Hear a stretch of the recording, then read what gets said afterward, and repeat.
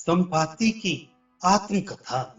श्री महादेव जी बोले, हे पार्वती, यह सुनकर उन सब वानरों ने बड़े कौतूहल में भरकर संपाति से पूछा, भगवान, आप आरंभ से ही अपना वृतांत सुनाइए।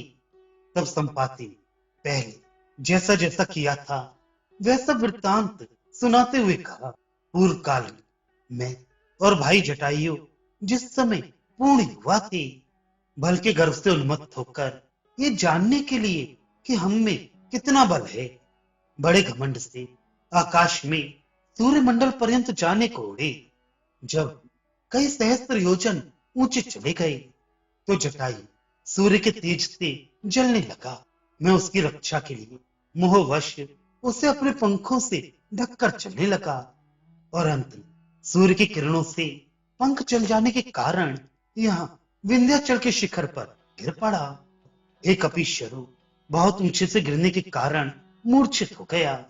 जब 3 दिन पश्चात मुझे चेत हुआ तो पंख चल जाने से मेरा चित्त भ्रम में पड़ गया और मैं ये कुछ भी न जान सका ये कौन सा देश अथवा गिरि शिखर है। फिर धीरे धीरे नेत्र खोलने पर मुझे वहां एक सुंदर आश्रम दिखाई दिया। तब मैं शनि शनि उस आश्रम के पास गया। वहां चंद्रमा नामक मुनीश्वर थी। उन्होंने मुझे देखकर विस्मय पूर्वक कहा, संपाति, ये क्या? तुम्हें आज इस प्रकार विरूप किसने कर दिया? मैं तुम्हें पहले से ही जानता हूं।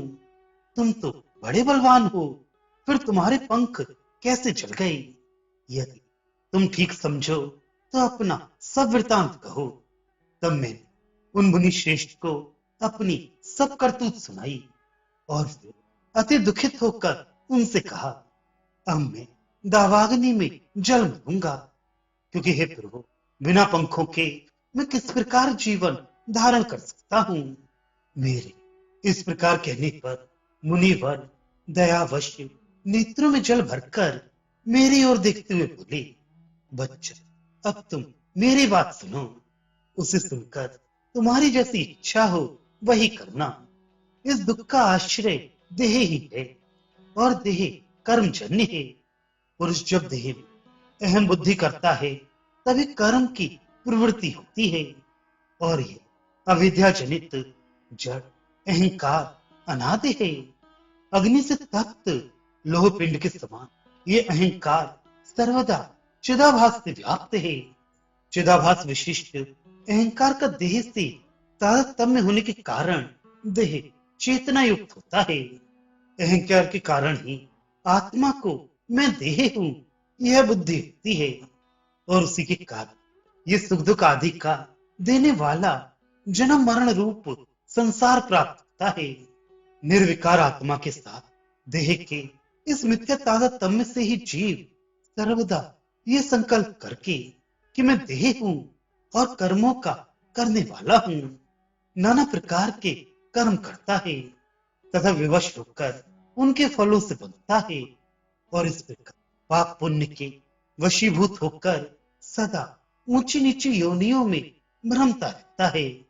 ऐसे संकल्प करने लगता है कि मैंने यज्ञ दान आदि बहुत से पुण्य कर्म किए हैं, अतः मैं निश्चय ही स्वर्ग में जाकर सुख भोगूंगा। ऐसे अध्यास वह वहां जाकर चिरकाल तक महान सुख भोगता है और अंत में पुण्य क्षय हो जाने पर प्रारब्ध की प्रेरणा से इच्छा न रहते हुए भी नीचे गिरता है। पहले वह चंद्रमंडल पर गिरता है, वहां से चंद्र रश्मियों के द्वारा कोहरे के साथ पृथ्वी पर आकर बहुत दिनों तक व्रीहि आदि धान्यों में रहता है। फिर वह भक्ष्य भोज्य लेह और चोष्य 4 प्रकार की अन्न रूप से पुरुषों द्वारा खाया जाता है और वीर रूप में परिणित हो जाता है। तदनंतर वह उसके द्वारा ऋतु काल में स्त्री की योनि में डाला जाता है। योनि में स्थित रज से मिलकर वह एक दिन में ही झिल्ली से लिपटे हुए कलल के रूप में परिणित होकर कुछ कठिन सा हो जाता है। फिर 5 रात्रि में वह बुदबुदाकार हो जाता है और 7 रात्रि बीतने पर मांसपेशी के समान अंडाकार हो जाता है। 15 दिन के भीतर उस पेशी में रुधिर भर जाता है और 25 रात्रि के पश्चात उसमें अंकुर उत्पन्न होने लगती हैं। 1 मास हो जाने पर उसमें एक एक करके क्रमशः ग्रीवा, सिर, कंधे, रीढ़ की हड्डी और पेट, ये 5 अंग उत्पन्न हो जाते हैं। फिर 2 महीने में क्रमशः हाथ, पांव, पसलियां, कमर और घुटने बन जाते हैं। इस क्रम में कभी भेद नहीं पड़ता। इसी क्रम से 3 महीने में उसमें अंगों की संधियां तथा 4 महीने में समस्त उंगलियां उत्पन्न हो जाती हैं। 5 मास होने पर नाक, कान और नेत्र बनते हैं तथा 5वें मास में ही दंतावली, नख और गुह स्थान भी उत्पन्न होते हैं। 6ठे मास के आरंभ में ही कानों के छिद्र स्पष्ट हो जाते हैं तथा इसी समय गुदा, स्त्री पुरुष के भेद से योनि अथवा लिंग तथा नाभि उत्पन्न होती हैं। 7वें महीने में रोम और सिर के केश प्रकट होते हैं तथा 8वें महीने में सब अंगों पांव अलग अलग स्पष्ट हो जाते हैं। हे पक्षी, इस प्रकार स्त्री के गर्भाशय में गर्भ बढ़ता है।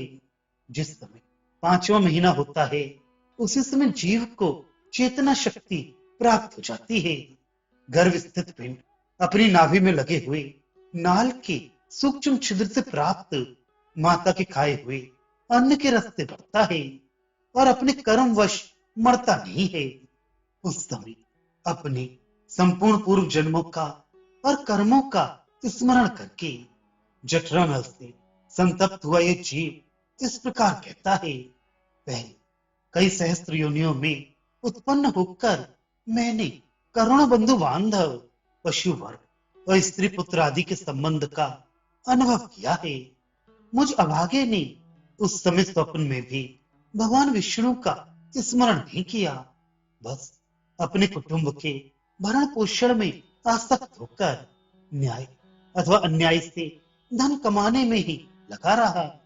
अब उसका फलस्वरूप यह अति महान गर्व दुख भोग रहा हूं। इस नश्वर देह को नित्य से समझकर इसकी तृष्णा में फंसा हुआ हूं। मैं सदा अकार्य कर्म ही करता रहा, कभी अपना हित साधन नहीं किया।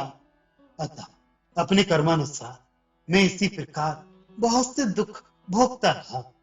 अब ना जाने इस नरक तुल्य गर्भ से मैं कब निकलूंगा। फिर तो मैं सर्वदा श्री विष्णु भगवान की ही उपासना करूंगा। ऐसे ही चिंता करते करते वह जीव योनि यंत्र से पीड़ित होता हुआ अति कष्ट से जन्म लेता है। जैसे कोई पापी जीव नरक से निकलता हो, उस समय ये दुर्गंधित व्रण घाव से घिरे हुए एक कीड़े के समान होता है। फिर इसे बाल्य आदि अवस्थाओं के क्लेश भोगने पड़ते हैं। इस प्रकार सभी देहधारियों को ये कष्ट उठाने पड़ते हैं। हे गृहस्थ, इसके पीछे होने वाले युवावस्था आदि के सब दुख तूने भी स्वयं देखे ही हैं और भी सब इन्हें जानते ही हैं, इसलिए मैंने इनका वर्णन नहीं किया। इस प्रकार मैं देह हूं। इस अभ्यास से उत्पन्न हुए देहाभिमान के कारण जीव को नरक और गर्भवास आदि अनेक दुख उठाने पड़ते हैं। अतः मनुष्य को चाहिए कि अपने आत्मा को प्रकृति से अतीत तथा स्थूल सूक्ष्म दोनों प्रकार के शरीरों से पृथक जानकर देह आदि की ममता छोड़कर आत्मज्ञान संपन्न हो। आत्मा को सर्वदा जागृत आदि अवस्थाओं से रहित सच्चित स्वरूप तथा शुद्ध, बुद्ध और शांत रूप जाने। चेतन स्वरूप आत्मा का ज्ञान हो जाने पर जब अज्ञान जनित मोह नष्ट हो जाता है तो फिर ये देह प्रारब्ध कर्म के वेग से रहे अथवा जाए। योगी को किसी प्रकार का अज्ञान जन्य सुख दुख नहीं होता।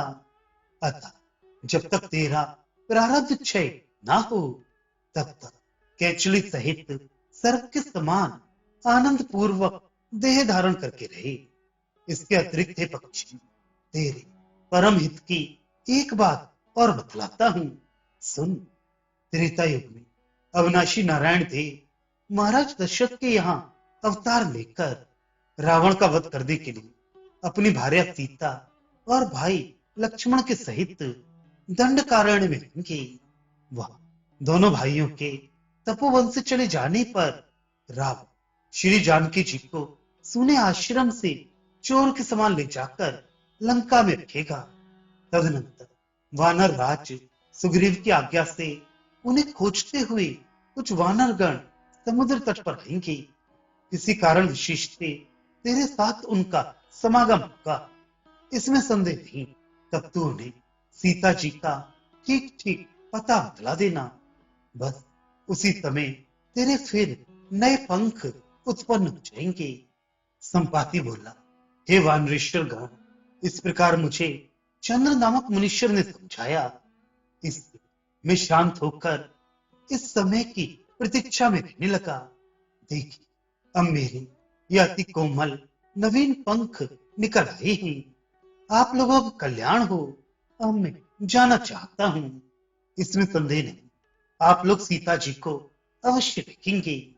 कि इस दुर्लंघ समुद्र के लांघने का प्रयत्न कीजिए। हे वानरगण, जिनके नाम के स्मरण मात्र से बड़े दुष्ट जन भी इस अपार संसार सागर को पार करके भगवान विष्णु के सनातन परम पद को प्राप्त कर लेते हैं। आप लोग तो त्रिलोकी की स्थिति करने वाले उन्हीं भगवान राम के प्रिय भक्तगण हैं। इस क्षुद्र समुद्र मात्र को पार करने में आप क्यों समर्थ ना होंगे?